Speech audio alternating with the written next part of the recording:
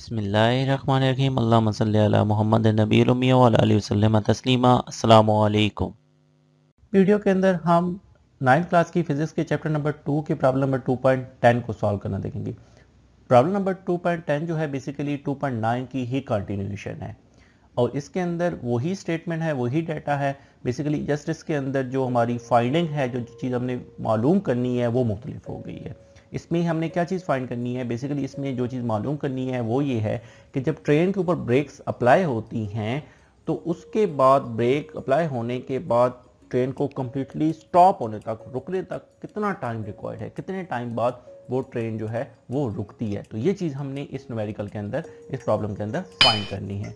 तो सबसे पहले हम डाटा की तरफ गौर करते हैं। इसके अंदर बेसिकली हम कुछ डाटा जो है वो 2.9 से जो हमने फाइंड किया है वो यूज़ करेंगे। तो वो कैसे करेंगे मैं आपको आगे नेक्स्ट स्टेप में बताता हूँ। सबसे पहले हम इसकी देखते हैं इनिशियल वेलोसिटी जो कि 96 किलोमीटर पर आवर है। उसके बाद हम इसकी फाइनल वेलोसिटी क्योंकि ट्रेन स्टॉप हो रही है, उसकी फाइनल पोजीशन जो है वो स्टॉप पोजीशन है, इसलिए इसकी फाइनल वेलोसिटी जो है वो 0 किलोमीटर पर आवर आ जाएगी। उसके बाद हमारे पास time required to stop train, यानी कितने टाइम बाद ट्रेन जो है कम्प्लीटली स्टॉप हो जाएगी, वो हमने इसमें फाइंड करना है। तो अब हम स्टेप बाय स्टेप देखते हैं। इसके लिए हम basically first equation of motion को यूज़ करेंगे जिसके अकॉर्डिंग Vf = Vi + at है। तो अब हम देखते हैं कि इसके अंदर हमारे पास क्या क्या चीज़ गिवन है और क्या हमने फाइंड करनी है। तो हमारे पास Vi 96 kilometre per hour given है, तो हम इसको मीटर पर सेकंड में कन्वर्ट कर लेंगे। सिंपली 1000 से मल्टीप्लाई और 3600 से डिवाइड करके मीटर पर सेकंड में कन्वर्ट कर लेंगे और ये आ जाएगी 26.66 मीटर पर सेकंड। क्योंकि हमने जो इक्वेशन के अंदर वैल्यूज पुट करनी होती है वो हमेशा स्टैंडर्ड यूनिट फॉर्मेट के अंदर पुट करनी होती है। उसके बाद हमारे पास फाइनल वेलोसिटी है। फाइनल वेलोसिटी क्योंकि ट्रेन स्टॉप हो रही है इसलिए इसकी फाइनल वेलोसिटी जो है वो 0 हो जाएगी। देन अगेन एक्सेलरेशन जो है, एक्सेलरेशन हमारे पास 0.33 है। ये कहाँ से आया, ये बेसिकली हमने प्रॉब्लम नंबर 2.9 से पिक किया है। उसके अंदर मैंने कम्प्लीटली इसको स्टेप बाय स्टेप कैसे एक्सेलरेशन फाइंड करना है वो वहाँ पे मैंने समझाया है। तो आप वहाँ से बजाय मैंने इसलिए यहाँ डिस्कस नहीं किया कि वो ऑलरेडी हम चीज़ कर चुके हैं, तो इसलिए यहाँ पे डिस्कस करने का फ़ायदा नहीं है। आप अगर इसको समझना चाहते हैं, देखना चाहते हैं, तो वहाँ आप उस वीडियो को देख सकते हैं। उसके अंदर कम्प्लीटली स्टेप बाय स्टेप मैंने इसको एक्सेलरेशन फाइंड करने का तरीका सारा समझाया हुआ है। हमारे पास तीनों चीज़ें आ गई। अब हम तीनों चीज़ों को इक्वेशन 1 के अंदर पुट कर लेंगे।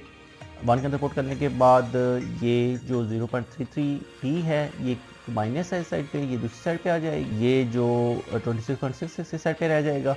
अब हम क्योंकि फाइनली टी फाइंड करना है तो टी फाइंड करने की वजह से 0.33 ये 26.66 पे डिवाइड हो जाएगा। फाइनली हम कैलकुलेटर से इसको डिवाइड कर लेंगे और डिवाइड करने के बाद हमें टी की वैल्यू मिल जाएगी, वो 80 सेकेंड है। यानी 80 सेकेंड बेसिकली वो टाइम है जिसके अंदर ट्रेन ब्रेक्स अप्लाई होने के बाद कम्प्लीटली स्टॉप होती, और यही चीज़ हमने इस न्यूमेरिकल के अंदर फाइंड करनी थी। तो मुझे उम्मीद है कि आपको ये समझ आ गई होगी।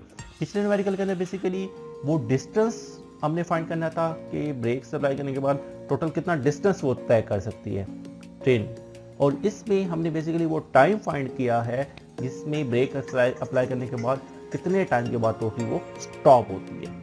तो ये दोनों चीज़ें हमने यहाँ इन दोनों न्यूमेरिकल्स के अंदर फाइंड आउट करनी है।